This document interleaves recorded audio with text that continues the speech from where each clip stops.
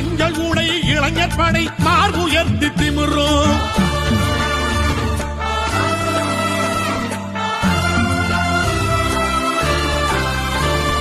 மாவீரன் பேரை சொன்னால் முதுகலும் நிமிரும்.